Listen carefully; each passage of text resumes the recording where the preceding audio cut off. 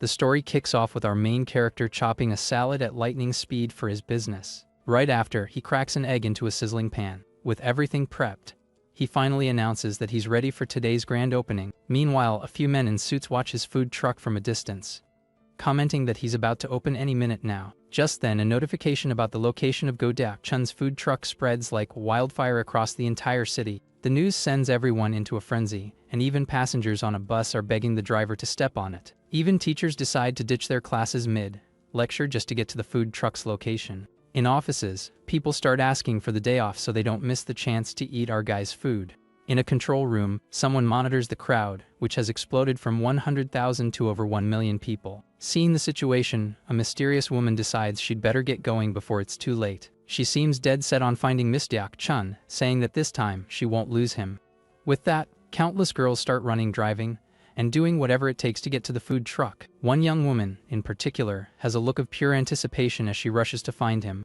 This small food truck seems to be the center of attention for nearly every single person in the city. And there, our guy says that this time, he's not late to open his food truck. And all that earlier prep results in an array of incredibly delicious and diverse dishes that would leave the food critic from Ratatouille speechless. This is God Chun, our hero and a true culinary master. From his food truck, he welcomes the massive crowd of customers that has suddenly appeared from every direction. The crowd goes wild for his food, and the place is filled with a pink aura.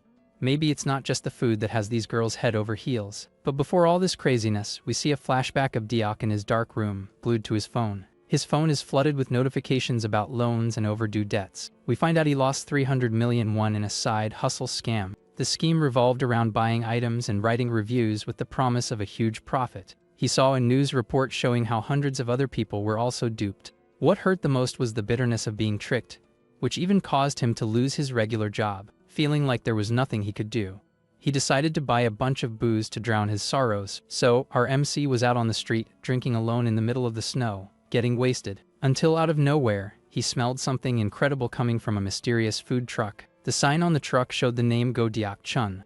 But when he checked his pocket, he realized he only had a few coins to buy any food. The cook then notices the MC's gloomy expression and asks him why the long face.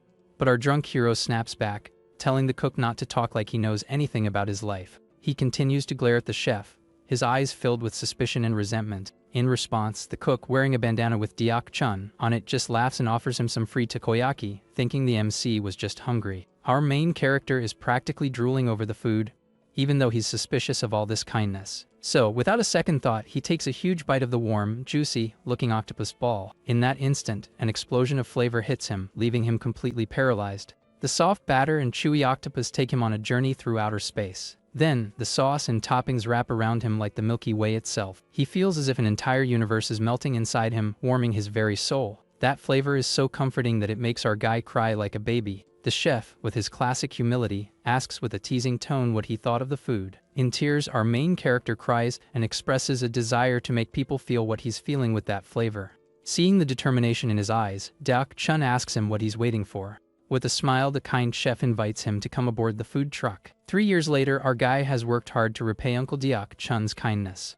With a photo of his mentor in the food truck, he feels the debt in his heart can never truly be paid. The old chef's scoldings still echo in his mind, like a ghostly mentor guiding him. So, our hero promises that the name God Chun will become a household name across the country. Elsewhere, in a ritzy neighborhood, we see a luxury restaurant with waiters. 2 employees watch a woman and gossip, wondering if it's even possible to rent out an entire 3-star restaurant. This woman is the only daughter of the world's largest conglomerate, the SH Group, who is at the restaurant. Her name is Namihi, and she's surrounded by a team of chefs and waiters just for her. On their phones, we see that the girl takes a helicopter to college and rents private islands for a casual afternoon. The employees are green with envy over the millionaire life she leads. But Sihi's expression reveals a deep disgust for what she's cutting on her plate. Her life is constantly judged and watched by everyone around her, down to the smallest detail. This fake and shallow life has left her sick and tired of everything. The dishes are made only to suck up to her and have no sincerity, just the taste of money. Then, something shocking happened. She ended up throwing up the food made by the world's best gourmet chef. She wipes her mouth and realizes that money can't fill the emptiness she feels inside. Placing her fork on the table, she feels trapped in a suffocating display case. Her eyes close as she feels like she's fading away, a little at a time. Back in the present, we see the city's chaotic traffic. Inside the car, he says she can't breathe. The driver notices and asks if the young miss would like him to open a window. But she just smiles and writes sorry on the car window, leaving the driver behind. And with incredible agility, she gives her driver the slip by leaping over the cars. Desperate, the driver calls his boss, Chief Kim, to report that the young miss he has run away. He walks freely through the streets, feeling liberated.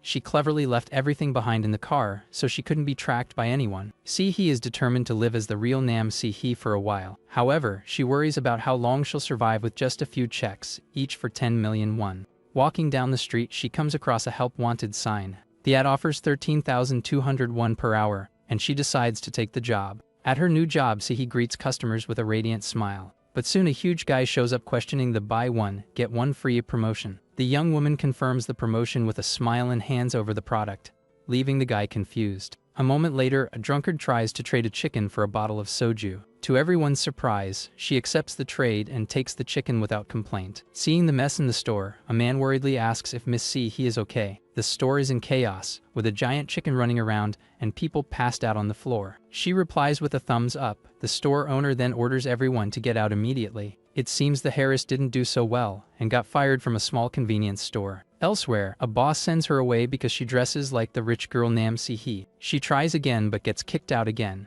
with the boss saying he can't work with people like her.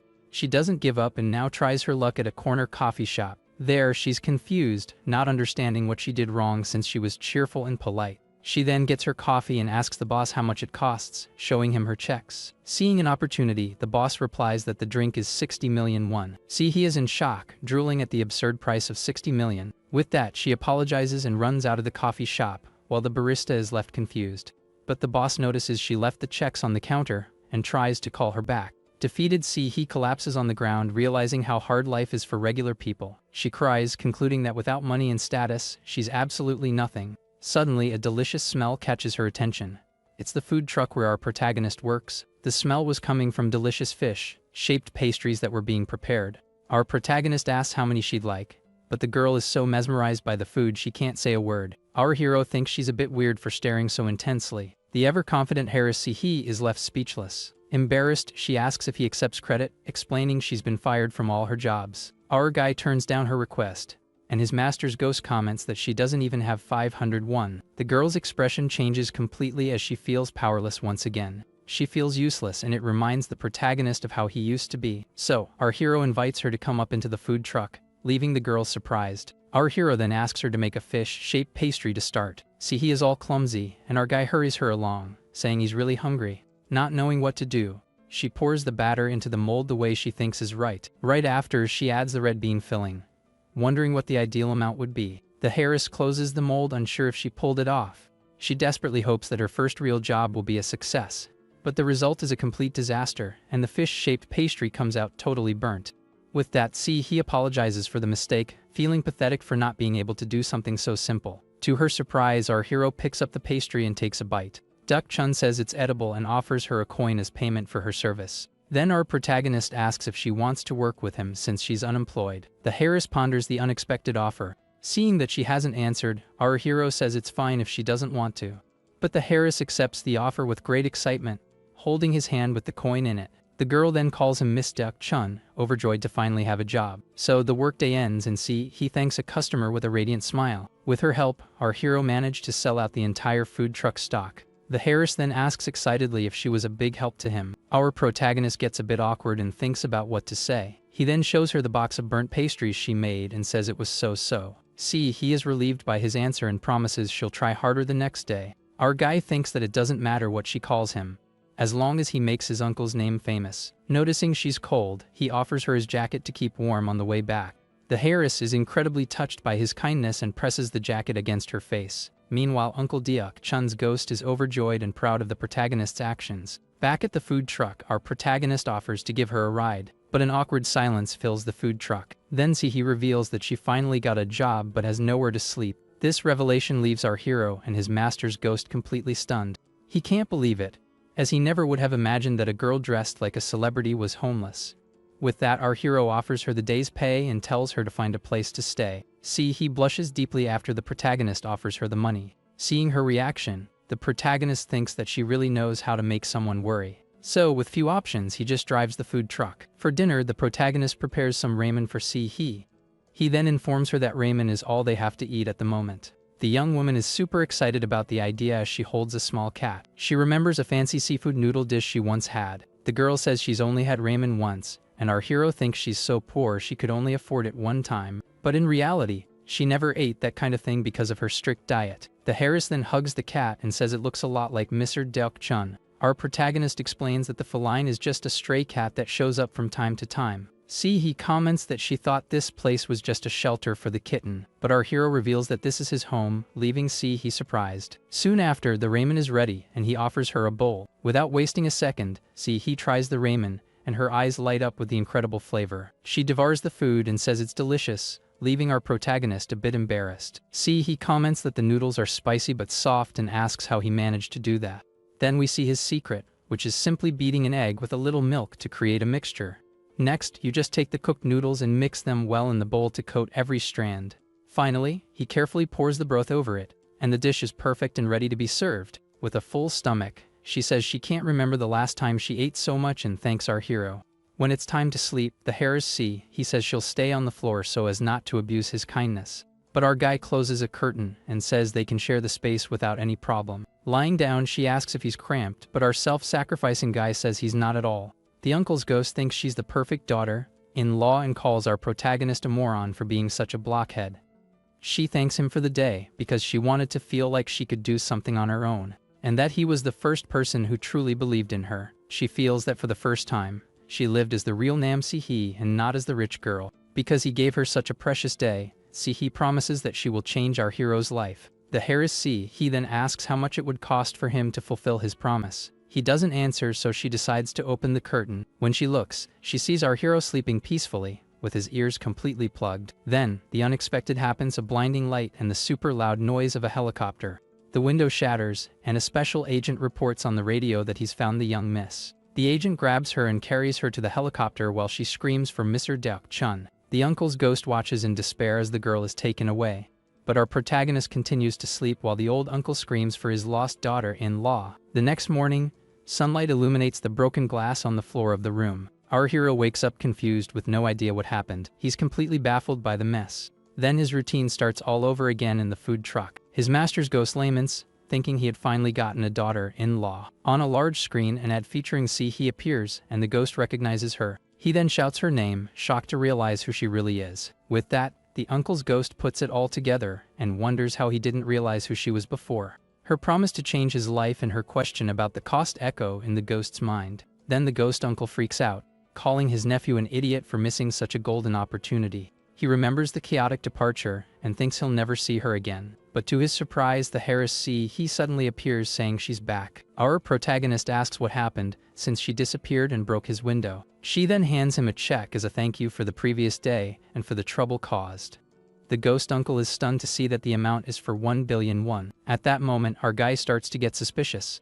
So he stares at the check while the old uncle is still completely dumbfounded. He ignores the confusion and asks what the special of the day is at the food truck. Thinking the check is fake, he throws it in the trash and says the special is fried chicken. The girl gets super excited to hear that she'll be eating the famous Korean fried chicken. At this, the ghost uncle panics and screams that the money is real as he desperately tries to grab the check from the trash. He asks if she can help, and the uncle gets angry that she didn't see our guy's stupid move. Deck starts to sweat seeing he's reaction. He is shocked because she knows 15 languages but has never prepared batter before. Even so, she ties her hair back and, with a determined look, says she'll do her best. Deck looks at her with a bored expression, unimpressed by her enthusiasm. He warns her that her clothes might get dirty, and she asks if her outfit is okay for work. He tells him not to worry and starts to change right there in the food truck. She takes off her oversized outfit and throws it on the floor. And to his surprise, she reveals she brought a super comfy set of workout clothes. Our protagonist turns completely red, shocked by the girl's revealing attire.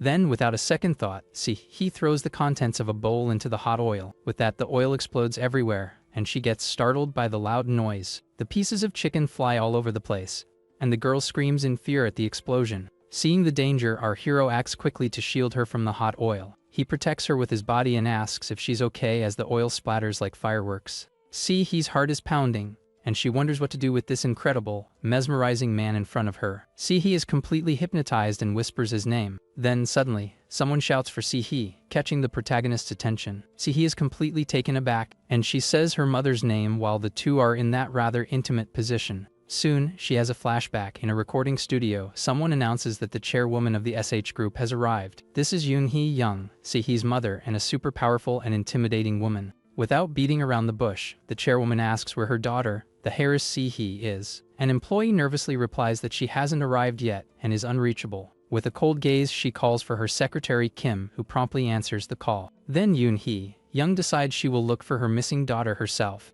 Back in the present, our guy notices the commotion outside the food truck. Uncle God Chun's ghost panics when he recognizes the chairwoman of the SH group. Suddenly, several men in suits storm the place to attack God. He is quickly overpowered and forced to kneel before the powerful chairwoman. Secretary Kim, with her intimidating posture, asks if she should take care of the protagonist now. But the chairwoman tells them to calm down and that she will hear what they have to say first. Sitting in her imposing chair, she says she will listen, no matter what excuse they come up with. She comments that these could be his last words, leaving Daok completely terrified. Our hero explains that they just work together, and there's nothing more between them. The heiress he confirms our guy's story and asks her mother to believe them. Then the chairwoman picks up a piece of fried chicken and curiously asks for the price. Our protagonist replies that it's 10,000 won, and she finds that absurd for just one piece. He tries to correct her, but the chairwoman ignores him and addresses her daughter with a serious look. The chairwoman then asks if our hero knows who the famous Nam Sihi is. Duck, with a bored expression, replies that he has no idea who that is. He's mother thinks he's pretending because of the social class difference between them. And without further ado, she asks directly if he likes her dear daughter. Duck Chun is very direct in his response and says that he doesn't like her at all. With that, the chairwoman turns to her daughter and concludes that she is in love with him. And with a furious look, she asks if he spent the previous night with her dear daughter. He gets all embarrassed as their conversation progresses. But the chairwoman faints from all the drama, and Secretary Kim panics. Already irritated, our guy insists that nothing happened between them last night. The chairwoman then gets closer and asks if he's just dating her daughter. Our hero denies it, but the chairwoman pressures him, asking if he's going to marry her. With a look of contempt, she says that a street vendor like him has no right to even think about it. Our protagonist is left speechless by the woman's arrogance. Then the chairwoman calls for Secretary Kim to bring something special. The secretary opens a briefcase full of money. The heiress and the ghost uncle shout for the chairwoman to stop this madness. She offers 10 billion won, and the ghost uncle, overjoyed, already calls her mother-in-law. Money flies everywhere like a shower of cash. Sihi is in shock, covering her face, unable to believe her mother's actions. But the chairwoman maintains her cold, calculating gaze, not caring at all. And with that, she tells him to take all that money and marry her daughter. Our hero is completely lost, with the proposal and money flying in his face. He is completely embarrassed as the two of them stare at each other. The chairwoman ignores the chaos and keeps telling him to take the money. Seeing this, he screams for her mother to stop this crazy stunt. But the chairwoman doesn't even care and, with a mocking tone, tells him to marry her daughter. Chun, sweating bullets, repeats the word marriage in disbelief. He hides behind her mother, dying of embarrassment from the scene she's causing. With a superior look, the chairwoman says there's one condition for the marriage. Without even hearing the demand, our guy firmly replies that he's not interested. The chairwoman finds his attitude cute and tells him not to get scared just yet. Then she reveals that he needs to get rid of the food truck and work for the SH group. He needs to have the same status as her daughter to marry her. With that, our protagonist slams his hand on the briefcase of money in front of him, and with a dark look, he asks if her real interest was his food truck all along. He gets closer to her and says he has a good nose for these things, surprising the chairwoman. He leans in and says he smells a scammer on her. The chairwoman likes his spirit but adds a condition. With a furious glare, she says she hates horses she can't tame. Our guy grabs some food and says he won't hand over control to anyone. Then he turns his back and tells the chairwoman not to look for him again. Our hero says the same thing to Miss Nam Sihi. Sihi is devastated and tries to reach out to him, but it's too late. Elsewhere, we see the imposing building of the famous H group. Inside, a plaque on a desk identifies the office of the company's chairwoman. There, Sihi confronts her mother, saying she's lived her whole life following her wishes. She says that for the first time in her life, there's something she wants for herself. She yells that she found someone she likes and asks if the problem is money. Her mother just holds her coffee cup while listening to her daughter's outburst. Then she asks if her daughter looks down on him, because he's a stray she picked up. See, he is left breathless and speechless by her mother's coldness. With a completely frigid look, the chairwoman asks if her daughter is done with her little drama. She approaches her daughter and says she doesn't care who she dates because no one is on their level. In a dark tone, the chairwoman says she will let her daughter have that man. But to do so, she just needs to make sure he can no longer work in that pathetic food truck. Her mother intimidates her, telling her to do as she's told for the good of the SH group, and that she must obey as she has always done her entire life. With tears in her eyes, he feels trapped as her mother calls her a good girl. Meanwhile, back at the food truck, life seems to go on as normal. Our protagonist talks to his uncle's photo and says he protected the food truck he left behind. The uncle's ghost complains that he threw away 10 billion won for that business. Our hero then remembers Namihi. He remembers how she seemed just like him in the past but wonders if she only wanted the food truck. God Chun angrily taps the photo, realizing he was almost tricked again. Then, staring at his reflection, he says he will protect the food truck with his life. Back at the company, Secretary Kim throws herself against the door, begging the young miss to calm down. In her room, he throws herself on the bed and screams that it's all her mother's fault. In tears, she yells that 10 billion won means nothing and cries because our hero told her not to come back. She comments on how terrible and manipulative her mother is. Fearing her mother's actions, she feels she needs to be there to protect him somehow. Then she remembers our protagonist's serious but kind face. He recalls the moment he warmed her up with his jacket, and also that super intense moment they had in the food truck. With her face flushed, she admits she's already completely in love with him. Then she sits up on the bed after getting an idea. He suddenly screams, calling for her secretary. She runs to her, grabs Secretary Kim, and tells her to prepare everything immediately. With a super determined look, she reveals her grand plan, which is a proposal. Meanwhile, on a sunny morning, the protagonist's stray cat rests peacefully. Our hero wakes up and comments that the weather is perfect for business. However, he wonders about the helicopter noise so early in the morning. Looking up, he sees a helicopter airlifting his food truck away. Our protagonist is completely frozen in shock, unable to believe what he's seeing. Then it finally sinks in, and our hero screams that his truck is being kidnapped. Desperate, he tells the helicopter to stop immediately but is completely ignored. Without a second thought, our guy starts chasing after the helicopter. He then quickly stops and rents a bike to try to catch up to his food truck.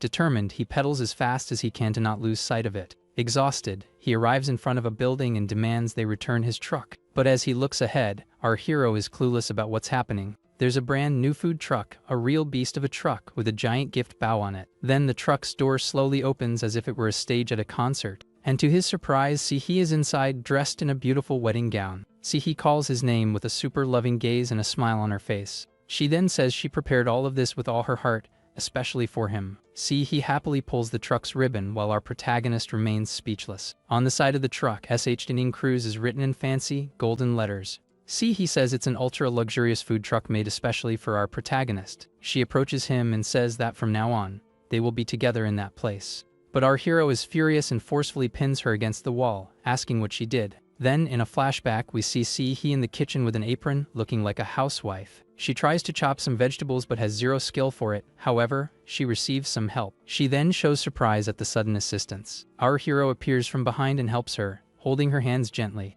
He says in a soft tone that he already told her not to do anything dangerous. He looks at him, flustered, and says she just wanted to help Mr. God Chun. Deok hugs her and says her presence is already a gift to him. And in a super romantic moment, he declares his love, and the two share a passionate kiss. But it was all just a dream of he's, who was trying to kiss Secretary Kim. The secretary pulls away confused and asks what's so special about that man. Then she remembers that the young Mrs. Simplest assets are already worth 900 billion won. On top of that, she has a secret art collection worth 30 trillion won, and even a private space station and fleets of secret submarines. The secretary freaks out, saying that compared to all that, poor Deok only has a tiny little truck. But he says that Deok Chun filled a void that nothing else could. She explains that of everything she owns, nothing was what she truly wanted. But now she has something she truly desires and doesn't want to lose under any circumstances. That moment with him in the food truck was like magic, and it didn't matter who she was. In that place, she found a happiness that money can't buy. That's why she prepared all of this for herself, because she just wants to be happy. And of course, she's also going to make Mr. Deok Chun the happiest man in the world. Like a Cinderella, she promises to change everything for him, turning him into a true prince. She tells him not to worry and to just put on the glass slippers and come to her. However, her fantasy shatters into 1,000 pieces when she sees reality. Our hero simply steps on and shatters the glass slippers without a second thought. With a dark look, he extends his hand, moving closer to her. Furious, he still pins her forcefully and asks what she did with his food truck. He then tells her not to tarnish his uncle's name with that truck. He is completely confused and asks why he's acting this way. Secretary Kim gets furious and yells at our hero for treating the young miss like that. God Chun remembers the news about the scam that made him lose everything in the past. He explains that he knows they use pretty words to trick people and steal everything from them. With that, God says he won't fall for this scam again, leaving the secretary confused. He turns to He and says it doesn't matter if she's an heiress or something else. Our protagonist points to his uncle's name and says he has no intention of abandoning it. With a defiant look, he thumps his chest and tells them to try and take his food truck from him. He blushes and starts to wonder what he really meant by that. She realizes that to him, it doesn't matter if she's rich. He ends up misinterpreting his words, thinking he was talking about his heart and not the food truck. It clicks for her and he becomes super hopeful. Our protagonist stares at the two of them with a serious expression. He is completely in love with our protagonist. With that, our hero gets back to work, preparing his famous corn dogs. He finishes the dish with a master's touch, stylishly sprinkling salt. And with a smile on his face, he offers the food to the next customer in line. Hiding he vows that she will help him sell out his entire stock for the day. Our guy finds it strange but is happy that business is going so well today. But he notices that there's something weird about the customers. One of them praises the food before even tasting it, and our hero gets suspicious right away. The disguised he notices the protagonist's suspicious movements, looking for someone shady. With the cat sleeping peacefully, our hero ignores the weird guys and calls the next customer. Then the heiress approaches and says she'll buy everything, but our guy recognizes her and refuses. She tries again with another disguise, but he insists he won't sell to Miss Nam He. Not giving up, the girl tries her luck with a cute costume, and he loses his patience. Our protagonist calls her persistent and yanks the giant kitten head off her head. Frustrated, he asks why he won't sell to her. She insists that he needs to give her a chance, and our guy questions her confidence. He yells and asks what she needs to do, saying she's ready for anything. Duck seems to consider her proposal for a moment. Then, without warning, he gives her a sudden hug. He is completely taken aback by his sudden move. Blushing furiously, she panics, thinking she's not ready for this yet. She imagines a super romantic kiss happening between them right then and there. She closes her eyes and prepares herself, saying she's ready for Miss God Chun. Our hero stares at her, confused, and asks what Miss Nam he is doing. It turns out he was just putting an apron on her and didn't understand her reaction at all. He says that if she wants to eat, she'll have to earn it fair and square. With that, the heiress changes clothes and accepts the challenge, all excited and ready to work. Our guy is annoyed by her enthusiasm, so he just tells them to get to work, and he agrees, a little disheartened. On the job, the heiress serves customers, while someone discreetly takes a photo of her. In another photo, the heiress appears happy, putting sauce on a corn dog, but completely missing the corn dog. In the next one, she nearly blows up the fryer, sending our hero into a total panic. After all the chaos, he finally gets to taste the snack she made herself. And the last photo captures the two of them together at the end of the day in a super cute moment. We find out it was Secretary Kim taking the photos and talking to the chairwoman on the phone. Her look reveals that she's plotting something against our protagonist. Elsewhere, we see he feeling sick at an amusement park. Secretary Kim supports her and apologizes for the young Miss's condition. It seems our hero is accompanying the two of them through the park. Suddenly, he gets super embarrassed about what just happened. She tries to blame the secretary for her stomach rumbling, but our hero heard everything. The secretary takes the blame, but God Chun knows very well it was he. With that, Secretary Kim gets furious and is dying of embarrassment from the situation. The heiress then says she's going to the restroom and asks God Chun to wait for her. While waiting, our guy picks up a toy gun. Secretary Kim challenges him to a bet in a shooting game. Our protagonist gives her a bored look, not really caring about her. He then aims the gun and asks what she really wants with this. Being direct, the secretary cocks her gun and says she'll get straight to the point. Then she tells him to choose one of the options she's about to give him, and for him to choose between kicking the bucket or... The unexpected proposal was for him to fall in love with her, leaving our hero surprised. Later at home, the protagonist's phone won't stop buzzing with notifications. Coming out of the shower, Duck wonders who's sending so many messages. It's he asking him out on a date, but he ignores her and leaves her on read. He decides to ignore her, but the phone keeps vibrating nonstop, annoying him. Our hero then goes to his computer and opens an unread email that just arrived. Seeing the result in the email, he quickly gets up with his laptop. At his food truck, he celebrates because he won the auction for the amusement park spot. And there at the park, he prepares his ice cream with incredible skill. This delicious ice cream with chocolate syrup and a cherry seems to be the main attraction of the day. Our protagonist then says everything is ready to start his business, but he finds it strange because there's no one at the park. The place is completely empty, and to make matters worse, opening time has already passed, and not a single customer has shown up. Our guy wonders if maybe the reason there's no one is because it's going to rain today. Suddenly, he appears out of nowhere and licks the ice cream he was holding. With a smile, she says his name and announces that he's finally here. Our hero is speechless, asking how she found him. Then a light bulb goes off in his head, and he seems to have figured it all out. With a suspicious look, he asks if the park also belongs to the SH group, but he makes a no sign with her hand, saying he's wrong. Then she reveals that no other customers will be coming today, leaving God Chun outraged. He throws money into the air and says she rented the entire park just for them. He comments that if she does this for the whole month, only she will be able to buy from him. With that, he realizes he's totally screwed as she gives him a victorious look. Then, with a smile on her face, she tells him to focus only on her today as she pulls him along. So she pulls him through the completely empty amusement park. But from a distance, Secretary Kim watches everything and says she'll handle the situation for the chairwoman. However, the chairwoman says she will give the orders herself and tells Secretary Kim not to get involved. Then the chairwoman asks the secretary if, by any chance, she doesn't trust her. Filled with rage, Secretary Kim clenches her fist so tightly she punches and shatters the wall. With a determined look, she says she will prove her worth in her own way. On a ride, she thinks that our hero is the cause of the problems, and her job is to eliminate threats. She then moves in to neutralize the danger before they get any closer. At this, she decides that to eliminate the threat, she'll have to seduce our hero first. The secretary remembers spending 5 million won on a dating course. She feels super confident because she has mastered every relationship theory in existence. On the other side, our protagonist continues to sweat, not understanding why she's staring at him. With the ride in motion, she says the first step is to maintain constant eye contact as she clings to the ride in a totally bizarre way. Then they go down the roller coaster with the secretary staring at Diok. The secretary screams with excitement as the roller coaster speeds up. He has a great time and shouts our protagonist's name out loud. Then on another ride, the secretary grabs our hero from behind, applying her physical touch technique. On a water ride, the three of them get soaked, and the secretary thinks her plan is perfect. The heiress he screams with happiness and asks if this isn't so much fun. After the ride, our guy is soaked, and he shows him a photo of the moment.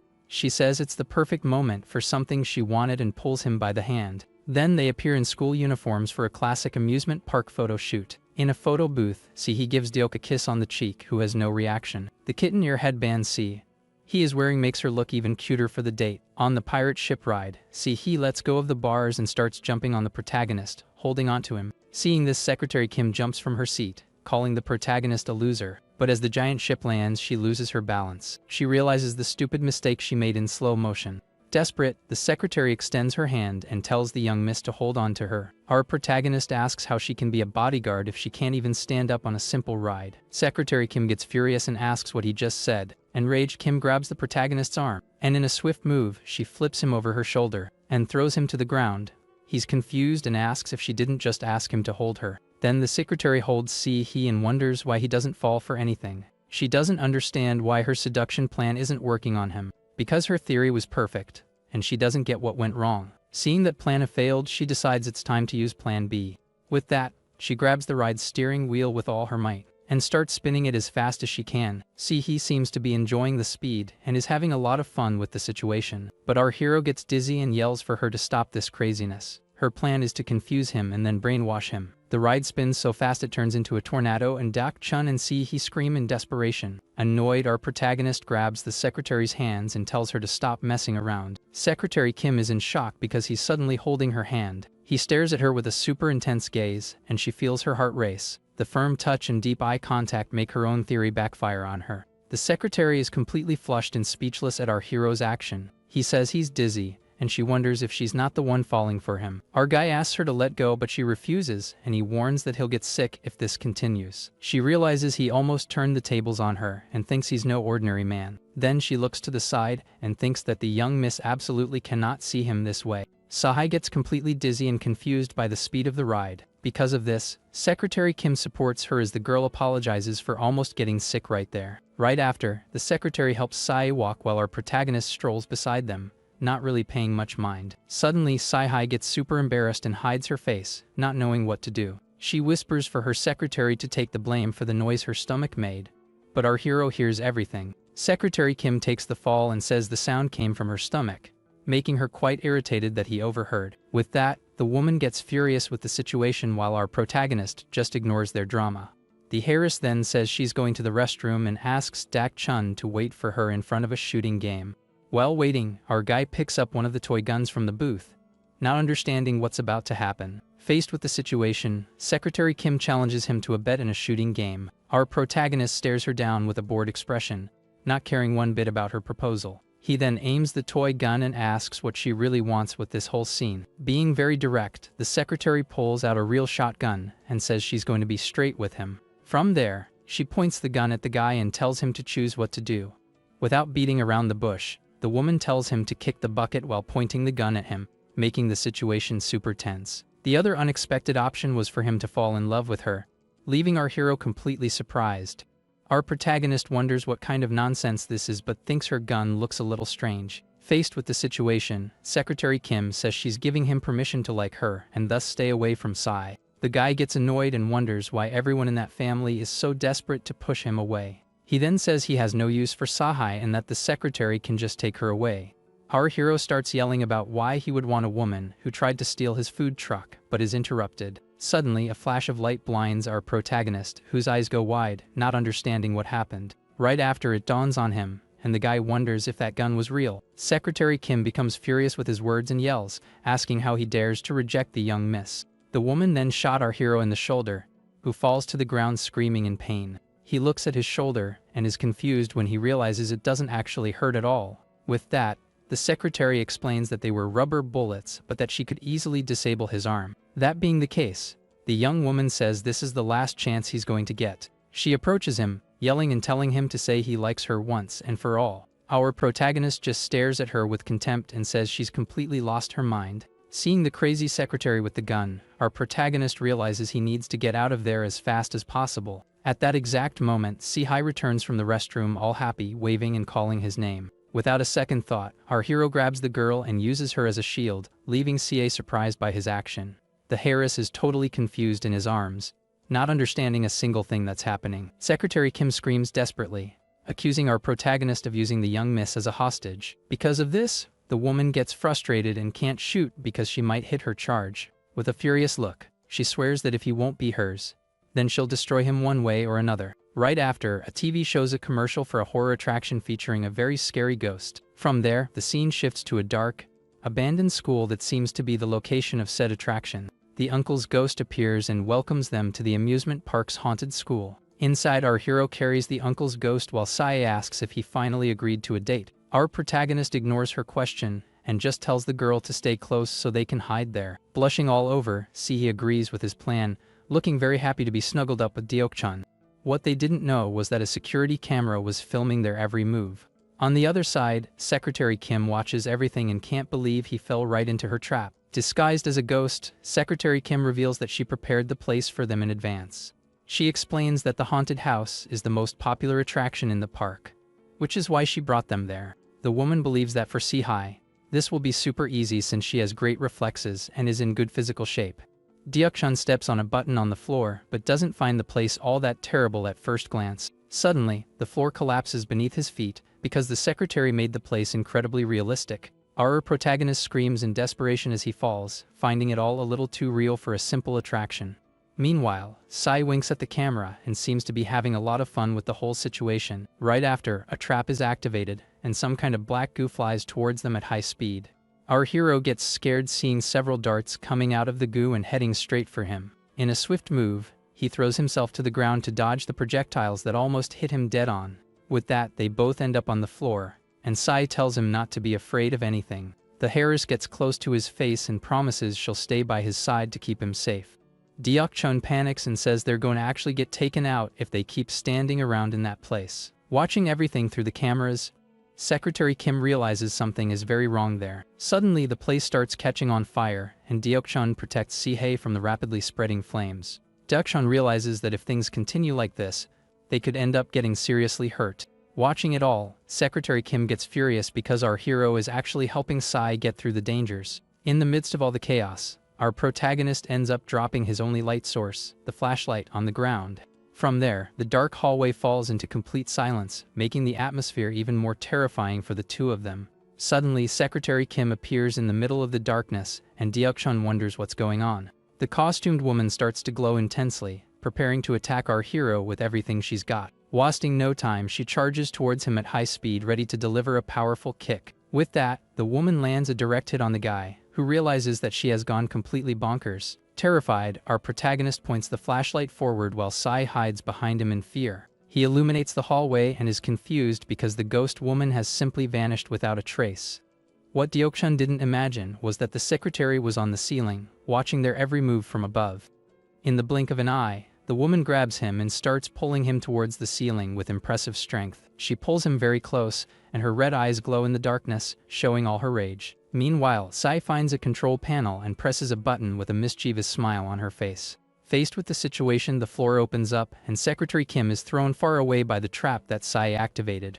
With that, Secretary Kim screams in despair as she gets stuck inside a cage that emerged from the floor. Trapped inside, the woman feels a strange sensation as her red eye glows intensely. Our protagonist gets close to her face and accidentally brushes his lips against the sheet covering her. Secretary Kim wonders if what she's feeling through the cloth are really the guy's lips. Furious with his audacity, the woman manages to break free and kicks him away with all her strength. Completely blushing and embarrassed, the woman swears she'll end our hero's life one way or another. Lying on the floor, our protagonist is exhausted from all this mess and just wants the day to be over. But Sai approaches him with a smile and says there's no time to rest because the adventure continues. They arrive at a huge hall and seem very small in the vastness of this new place. Outside, Secretary Kim uses a device on her wrist and shouts that there's no escape for them.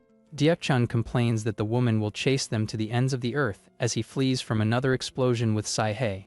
The heiress comments that now they are completely cornered with no chance of escape. Our protagonist looks at her and wonders if the girl didn't orchestrate all of this from the beginning.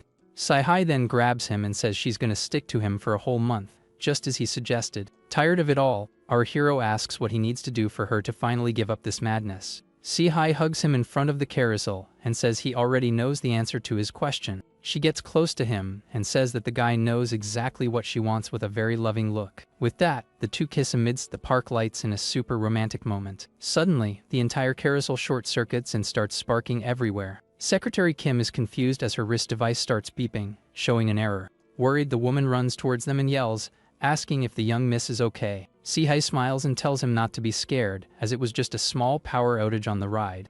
But when the light comes back on, the heiress is confused to find she's all alone. She looks around and calls out the name of our protagonist, who has mysteriously disappeared. Far away, Deok-chun speeds up his food truck with a serious expression, determined to get away for good.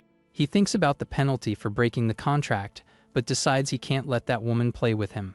The guy remembers how the secretary threatened him and realizes his life was in real danger. The woman treated him like a toy that could be bought with money, and that made him furious. He then remembers Sai's look and calls her a wicked woman for having planned all of that.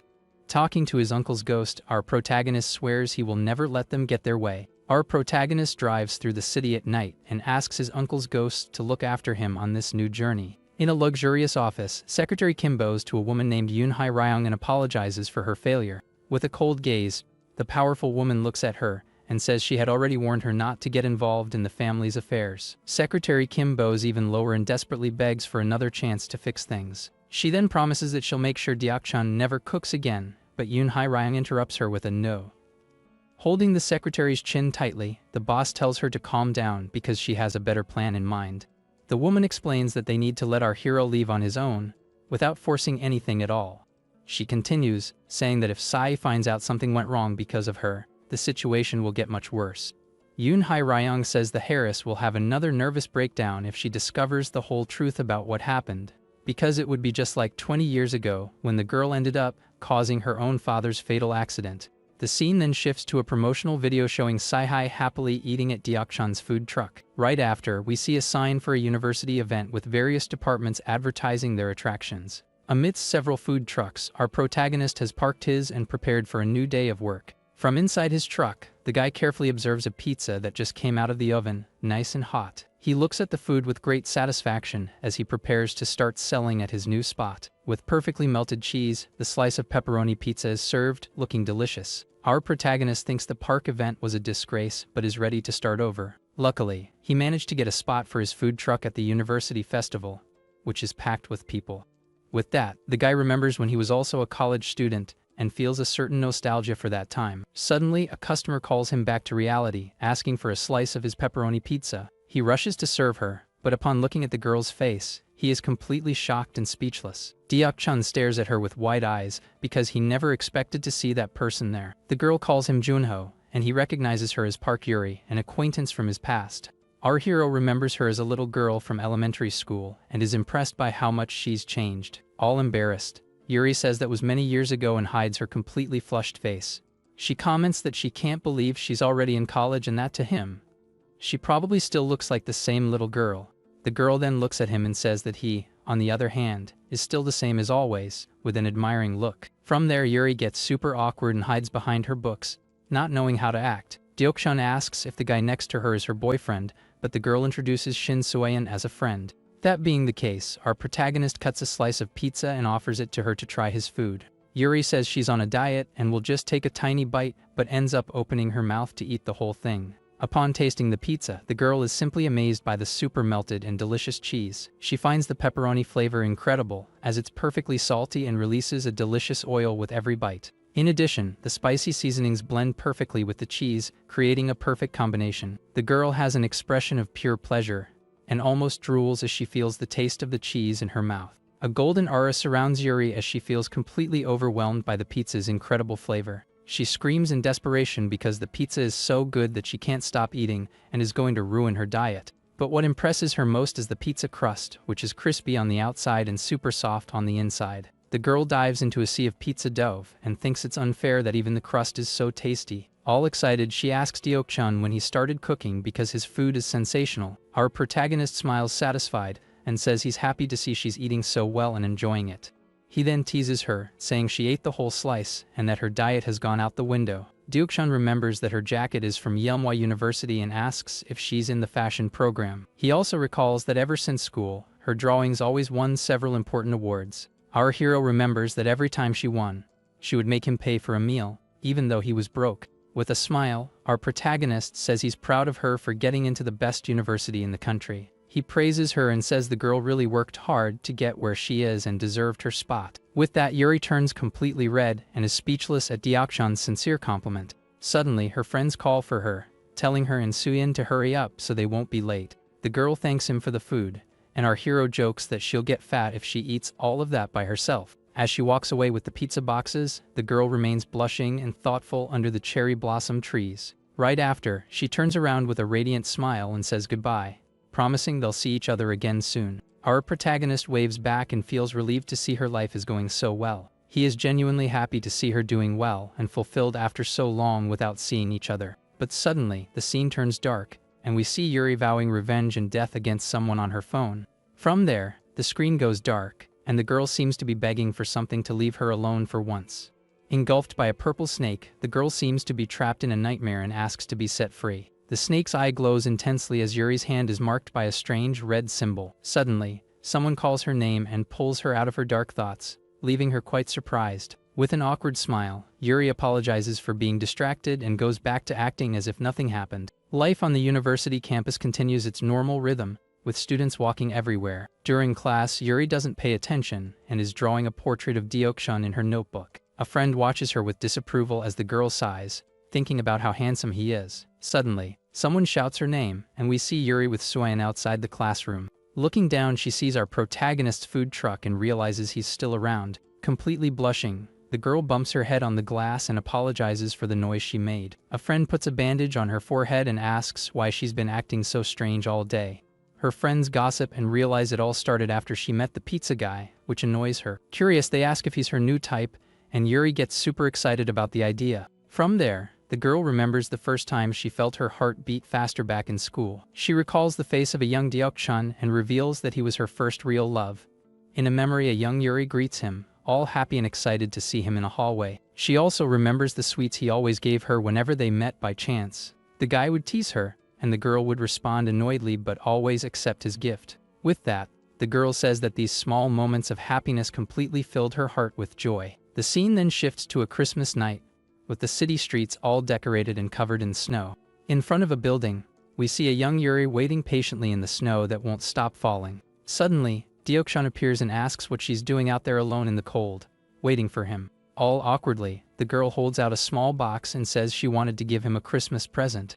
The guy accepts the gift but says she should save this kind of thing for her future boyfriend. Faced with his response, the girl falls silent with a red face, not knowing what to say or how to react. Our protagonist is a bit confused by her reaction and doesn't understand the reason for all the silence.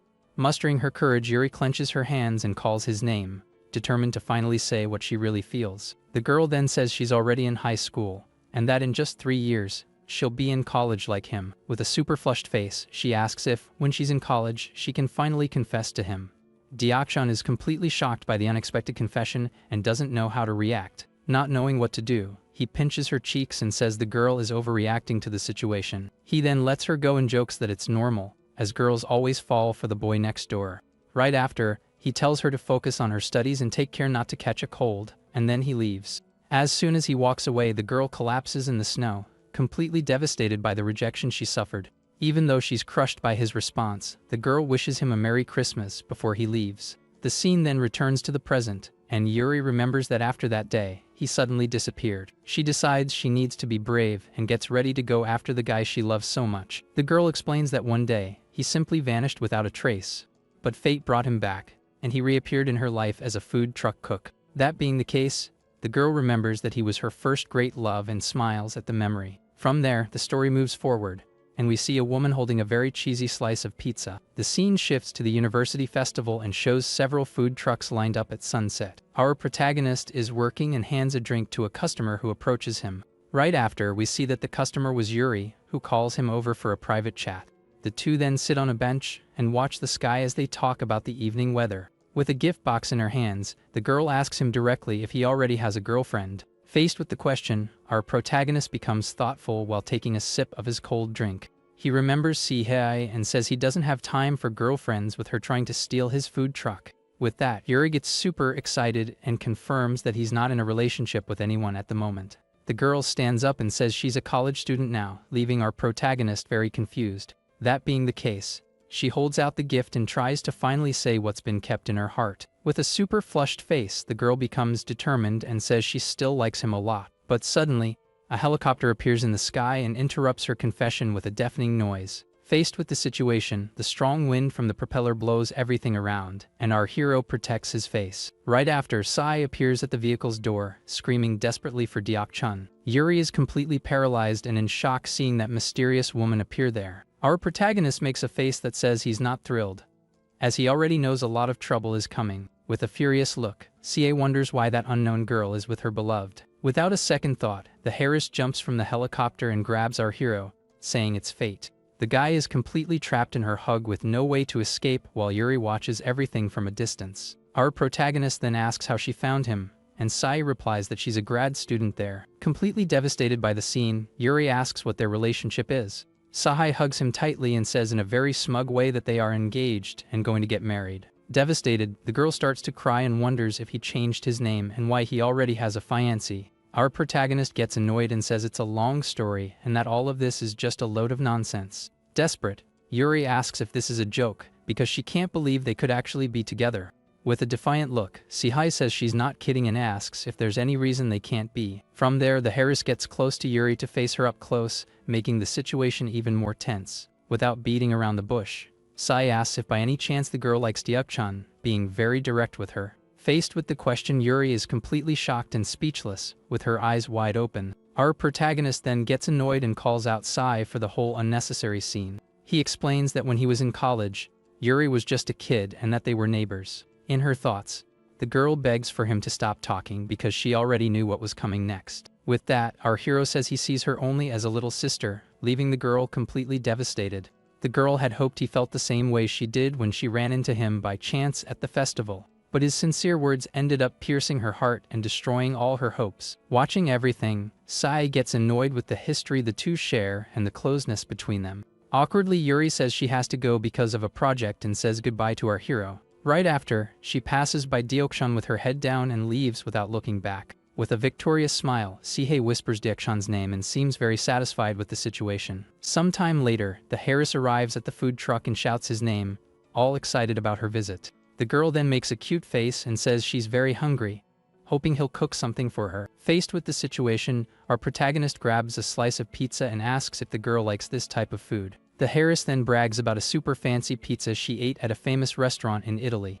But even with all her fussness, the girl admits that said pizza didn't really please her palate. With that, our hero says she's never had a really good pizza, and Sahai gets super excited about the idea. That being the case, the guy accepts the challenge and, with a determined look, promises to cook for her. He then hands the girl an apron and says she's going to have to work for her food. The heiress tries to use her charm and beauty to get out of work, but our protagonist ignores her. The guy tells her to focus and explains that he's going to use dough he had already prepared beforehand. But Sai can't control herself and starts eating the ingredients, leaving our hero very annoyed with her. He then throws some flour on the dough to start preparing it for the pizza topping. Right after, Deokchun spins the dough in the air to stretch it evenly like a true professional. When trying to imitate the guy, the girl ends up poking a hole in the dough and ruins everything, leaving Deokchun speechless. Faced with the mess, our protagonist takes her hands and places them on the dough to teach her the right way. He explains that stretching the dough is harder than it looks while the heiress gets super excited about the lesson.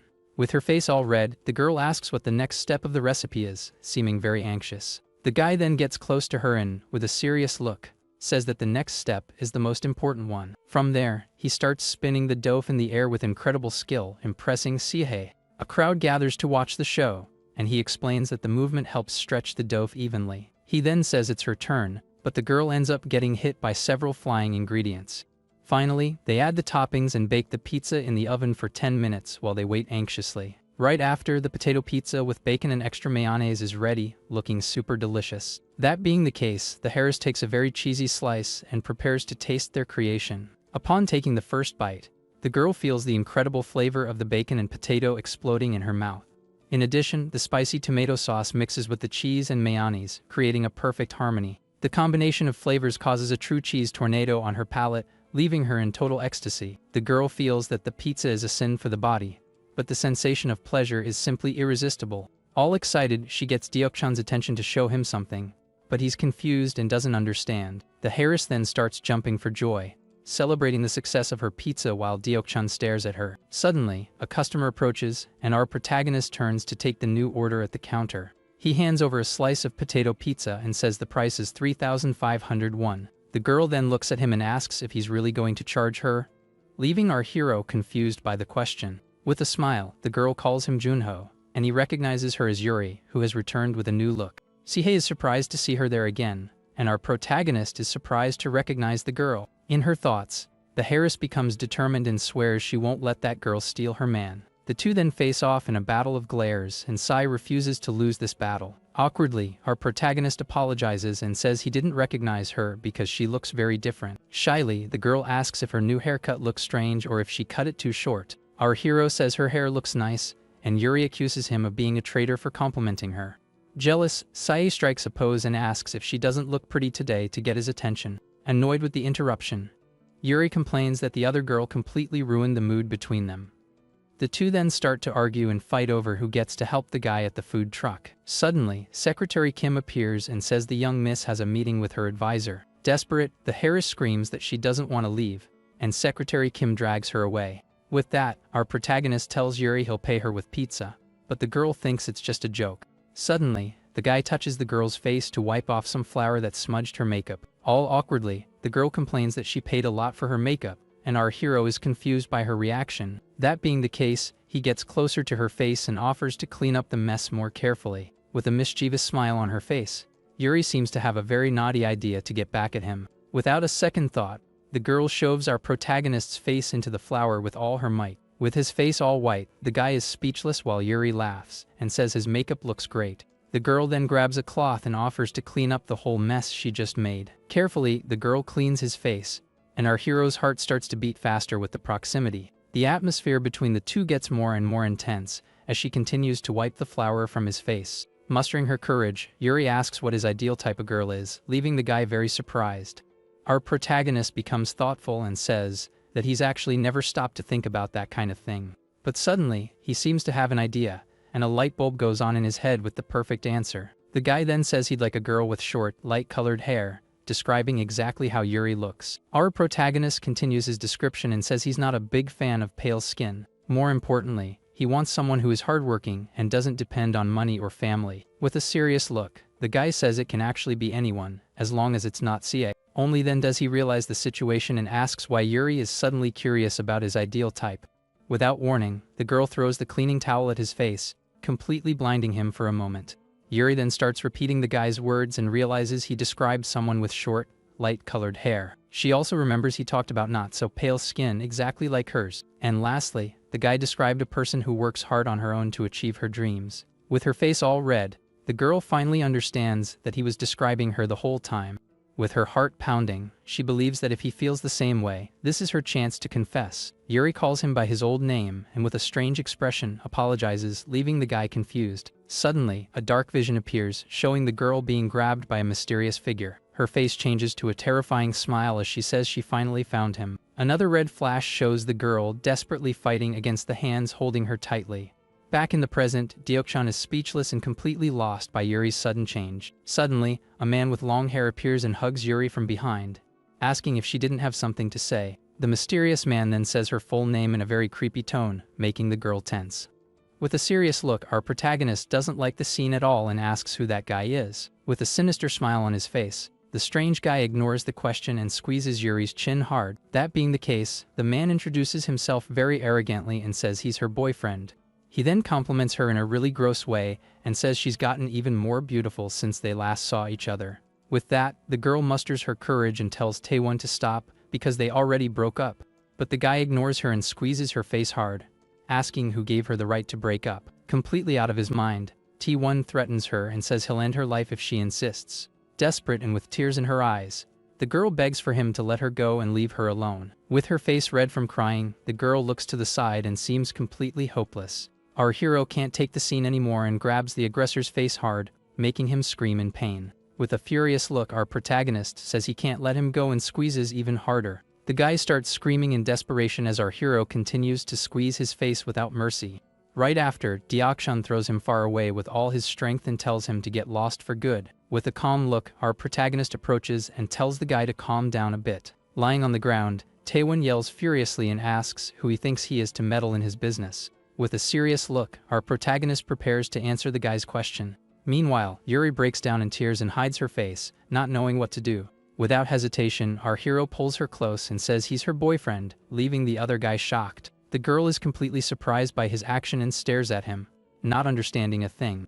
Taewon can't believe a girl like her is going out with another guy and gets furious with the scene. Tired of this nonsense, our protagonist grabs him by the collar and says that's enough trouble. With an intimidating look, he glares at Taewon up close and tells the guy to get lost immediately. The commotion ends up drawing the attention of several people who start filming everything with their phones. Someone in the crowd recognizes the guy as the class president of fashion design.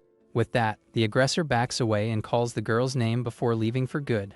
He then threatens her, saying she'll regret what she did, and that this isn't over. With a dark and hateful look, the guy swears revenge and promises he'll be back. Our protagonist wipes the sweat from his forehead and complains that the guy was a jerk until the very end. Suddenly, Yuri hugs him from behind and starts apologizing for all the trouble that just happened. He then comforts her and says the girl did absolutely nothing wrong and doesn't need to blame herself. Carefully, our hero wipes her tears and asks the girl to stop apologizing for everything. In her thoughts, the girl feels super embarrassed and wonders why he showed up right now of all times. She hugs him tighter and thinks that if he keeps acting like this, it will be impossible to resist. The girl admits to herself that she can't help falling for him again with all this care. Suddenly, she hears her friends calling her and wonders what's going on. Our protagonist and the girl stare at each other in a moment of silence, and the atmosphere becomes very intense.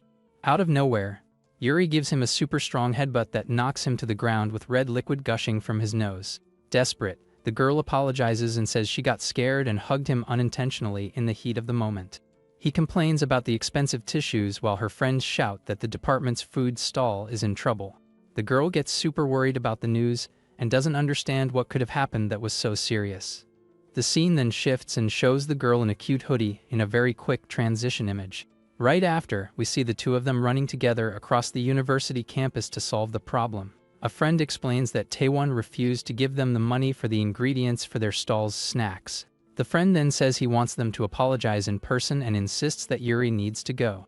Her friends complain that the situation is annoying and that they'll have to cover everything with their own money. Feeling guilty, Yuri apologizes and says she'll fix everything, but our hero suddenly interrupts her. He then grabs some drinks and says they can just cook something with the ingredients he has. The girl stares at him, completely confused by his attitude, and calls him by his old name, not understanding. Her friends comment that those are leftover ingredients from yesterday that didn't even sell well. Unfazed, our protagonist ties his bandana and tells everyone to stop standing around doing nothing. With a confident smile, he puts on his gloves and says it's time to get ready for real business. A short time later, a crowd forms in front of the stall, and everyone is commenting on how good the food is. Wearing an apron, Yuri serves customer number 36, who finds her super beautiful and attractive. All excited and impressed by the success, the girl looks at him and says what he did was incredible. With a calm expression, our hero wipes his sweat, and the girl asks what kind of magic he used. He explains that university festival menus are always the same, with very common and repetitive foods. But the guy says that if you change things up a bit, even with the same menu, everything becomes something new. That being the case, he shows that if you put bacon and cheese in a kimchi pancake, the result is sensational. From there, the bacon fat seeps into the crispy pancake and joins the super creamy cheese. He then presents the combo of kimchi pancake with cheese and corn pancake with condensed milk. Our protagonist asks if the food for table 39 is ready, and Yuri hurries to deliver it. The girl then brings the dishes to the customers and thanks our hero for all his help. Tired and sweating, the guy complains that he should be selling his pizzas but is here helping out. But seeing Yuri working hard and happy serving the tables, he seems to rethink his attitude. With a shy smile, the girl wonders if all that effort is enough to impress him. At the end of the night, some customers leave, commenting on how good the stall's food was. What no one imagined was that Taewon was hiding and watching everything from a distance in a hoodie. Our protagonist then tells Yuri he's going to the restroom real quick and asks her to wait. The scene then shifts to the back of the stall, with some boxes stacked in a corner. Without anyone noticing, the aggressor sneaks into the stall with a very sinister look. He watches the girl smiling as she talks to some customers and gets furious with the scene. With a look full of hatred, the guy glares at the food on the table and whispers her name angrily. With an evil smile, he says she brought all of this on herself and throws a strange powder into the food. With a cynical smile, Taewon falsely apologizes for the mess he just caused at the stall. At that exact moment, our protagonist returns from the restroom and wonders why that guy was there. Deok-chun realizes what happened, and his eyes widen in shock at the situation. With that, the guy is completely stunned to see the bowl of tainted batter in front of him. Without a second thought, he runs towards the aggressor and shouts for the guy to stop immediately. But Taewon flees through the crowd, and our hero calls him a coward for running away like that. Not understanding anything, Yuri asks what's going on and why he's so worked up. Our protagonist then explains that the guy put something in the kimchi pancake batter. The girl gets super worried and asks if what the guy threw in there wasn't something dangerous. In his mind, our hero remembers seeing the aggressor holding a suspicious spice jar. That being the case, he shows a jar of chili powder and reveals what Taewon threw into their food. Yuri is relieved but complains that this was the pettiest revenge she has ever seen. The problem is that those were the last of their ingredients, and now they can't sell that batter. Deok-chun grabs a knife sharpener, and Yuri asks him to calm down because it's not worth it. With a furious look, our protagonist says he's not going to let it slide and sharpens his knife with hatred. Hiding in the crowd, Taewon drinks a beer while watching the whole situation from afar. With a satisfied smile, he celebrates the success of his plan, thinking it was great to watch. But the guy gets confused when he sees the stall is still packed and wonders why Deok-chun hasn't given up. Infiltrated in the crowd, he can't believe our hero had the nerve to sell the tainted food. Suddenly, the customers start screaming desperately that the food is too spicy and ask for help. With an evil smile, Taewon thinks his plan might work and that the guy is going to be in big trouble. Worried about everyone's reaction, Yuri asks our protagonist what they should do now. With a calm look, Deok-chun just starts a countdown in his mind, beginning with 3. The countdown continues with the number 2, and Taewon watches everything with a dark look, waiting for chaos. Reaching 1, our hero prepares to put his real plan into action and turn the tables. Suddenly, a customer slams his glass on the table and shouts, "Excuse me," to get everyone's attention. Right after, several people start toasting and ordering more beer to go with the spicy food. Faced with the scene, Taewon is completely shocked and doesn't understand why his plan went so wrong. The crowd goes wild and shouts that there are no more tables available, wanting to try the new menu. With a victorious smile, our protagonist approaches Yuri and asks what the next step is. Chun crosses his arms with a smile and says he told her not to worry about anything. Impressed, Yuri asks how he manages to do that, and if what he did this time was for real. With a mysterious look, our protagonist just asks if she's curious about his secret. He then explains that if the food was going to be spicy anyway, the best thing to do was to go all out. From there, the guy transformed the flavor into something delicious and spicy enough to make you thirsty. Curious, the girl tries a piece of the pancake to discover the final secret of the recipe. Suddenly, she feels like she's in a sea of flames and screams for help because the food is burning her mouth so much. But a firefighter appears to put out the fire, representing the special mayonnaise sauce he created. The food burns like fire the instant it touches your tongue, but the sauce soothes everything right after. Completely addicted to the flavor, the girl can't stop eating, even while sweating from the heat. The result is a super spicy kimchi pancake with mayonnaise that makes everyone fight for a piece. Tired, our protagonist thinks that with her around, the world seems less scary and easier. With her heart racing, the girl finally confesses and says she really likes him a lot. Our hero gets serious and asks what happened with Taewon, wanting to know more about the story. A memory then shows that the guy wasn't always like that, and that everything was different in the beginning. In a flashback, Yuri explains that Taewon was kind and helped her when she couldn't fit in. But after the girl started making friends, he became aggressive and super possessive of her. From there, his jealousy and obsession only got worse, making the situation completely unbearable.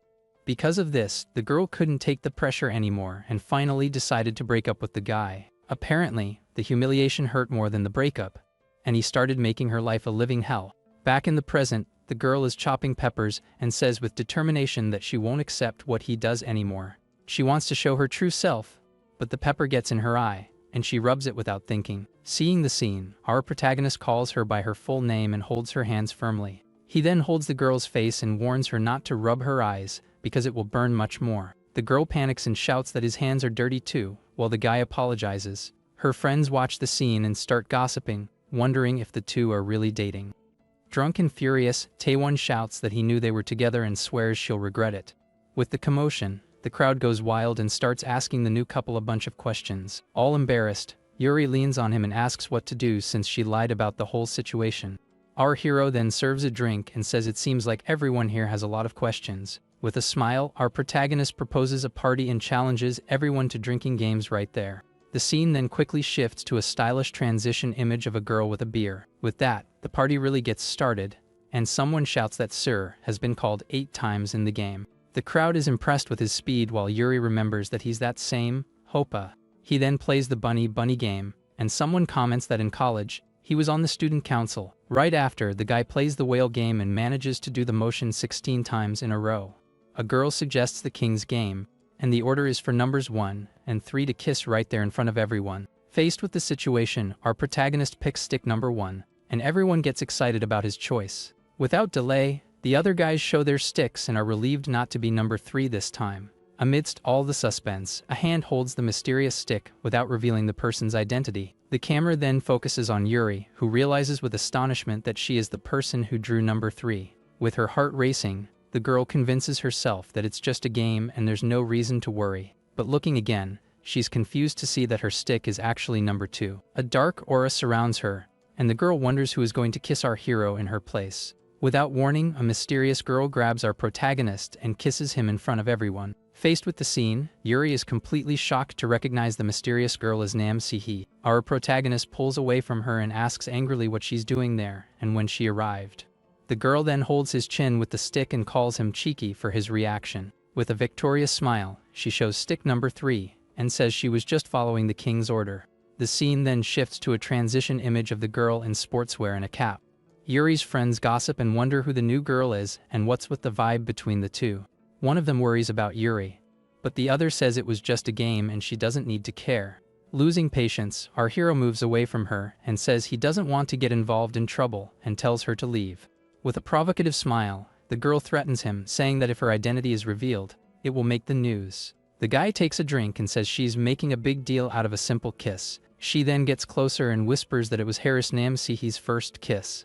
With the revelation, our protagonist is so shocked that he spits out all his drink in a rainbow arc. Not believing what he heard, the guy stares at her and asks if what she said is really true. Finding his reaction cute, the girl hugs him tightly while he tries to break free without success. Amidst all the confusion, someone thinks that if things continue like this, they'll be discovered. With a smile, the girl grabs our protagonist and tells him it's time for them to run away from there once and for all. Watching the scene, Yuri drinks and thinks that Namihi is beautiful, rich, and has everything she could ever want in life.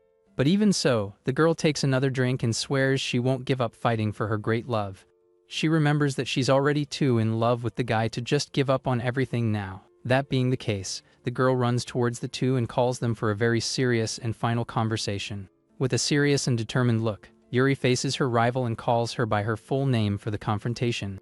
The girl then brags about her fighting skills and says she's good at fencing and dog training. Out of nowhere, the uncle's ghost appears and tells his future daughter-in-law not to worry because he'll keep an eye on everything. The location of the fight is a dark school, and he wonders why they are in such a scary place.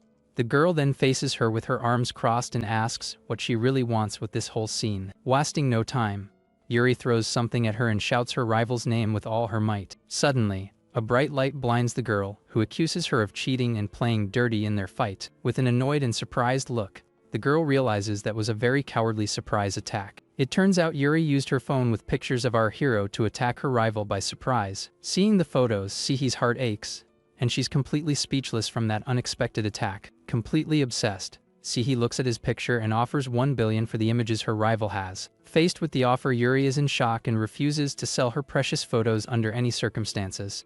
But the heiress makes it clear that the 1 billion offer is for each photo, leaving the other girl stunned. With a superior look, Sihi reinforces the offer and shows she has more than enough money to get what she wants.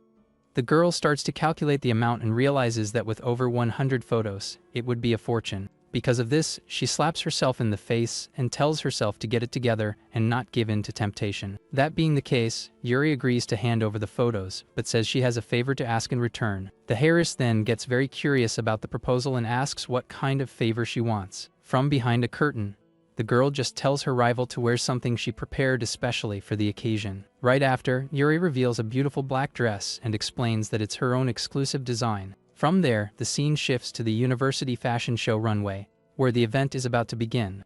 Meanwhile, we see a super cheesy pizza being cut with great care and attention to detail. Our protagonist hears the announcement for the students and wonders if they really want him to wear that. With a determined look, Yuri says she wants to show her work being applauded to the guy she loves. Sihi refuses the request, but the other insists that the dress will shine much brighter if she's the model. Yuri then says that Sihi already has everything in life and that her work is the only thing she truly owns. With that, Sihi says that's precisely why she can't accept and that she wants to win God Chun with her own strength. The heiress then shows all her determination and seems very decided to fight for the guy on equal terms. Right after, the girl hugs Yuri from behind and tells her to show herself to our protagonist once and for all. She encourages her to show the guy how much she can shine on her own with her own talent on stage. From there, the university fashion show finally begins, with the audience super excited for the event. One of the event organizers calls Yuri's name and asks her to get ready to present her piece. One of the models walks down the runway and gets super nervous with all the audience's attention. Backstage, Yuri wears her black dress and wonders if she can really go through with this. Suddenly, T1 emerges from the shadows and calls her name, asking what she's doing there alone. The girl turns around completely scared and calls him senior, not understanding what he wants with her. Without warning, the guy shoves her against the wall and tells her not to embarrass herself like that in front of him. He then threatens her, saying she'll soon feel how miserable she made him with her recent actions. With a look full of hatred, the aggressor tells her to be ridiculed and humiliated by everyone at the show. With tears in her eyes, the girl glares at her aggressor with a mix of hatred and determination. On stage, the host calls for the next model to enter the runway while the audience watches attentively. In her thoughts, the girl wonders if she's going to end up ruining her own work because of fear. With that, she sees the audience as monsters with glowing eyes and feels she can't go on with the plan. Desperate and crying, the girl tells herself she can't do it and is about to give up. She then takes a deep breath and tries to calm down so that panic doesn't take complete control of her body. Suddenly, the girl remembers the promise she made and screams in her mind that she can really do this. In a vision, our protagonist and C hold banners and shout that she's amazing, cheering for her. Upon hearing the word "Kopa," the girl's face turns red and her eyes shine with a new determination. The girl then says that his words make her move, and she finally takes a courageous step forward. With that, the girl walks down the runway and thinks that the path to him isn't scary at all. In her mind, our protagonist gives a thumbs up and she realizes the bandana he's wearing is familiar. She remembers the gift she never gave him and thinks it's unfair that he's so nice but only sees her as a sister. With a determined smile, the girl thinks that he was the one who crossed the line first, not her. The girl then gets tired of all the hesitation and worrying about the right moment to finally act. That being the case, the girl runs down the runway and decides it's time to end the waiting and settle everything. From there, she runs down the runway and imagines his food truck as she decides to end this unrequited love.